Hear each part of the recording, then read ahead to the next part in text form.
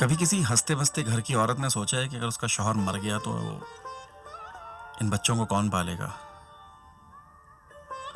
کون دے گا اتنے پیسے؟ کون دے گا گھر؟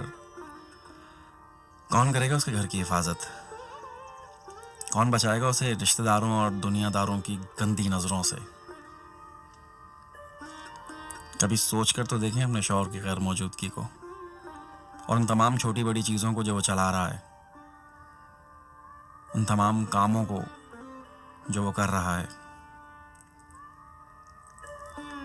اگر آپ کے دل میں ذرا سا بھی خوف محسوس ہوتا ہوا نظر آئے نا،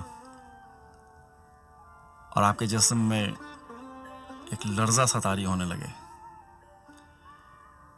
تو سمجھ جانا کہ یہ خوف اور لرزہ نا آپ کا شوہر ہر لمحے محسوس کرتا ہے۔ اسے بھی یہی فکر ہوتی ہے کہ اگر مجھے کچھ ہو گیا یا میں مر گیا تو میرے بچوں کا کیا ہوگا۔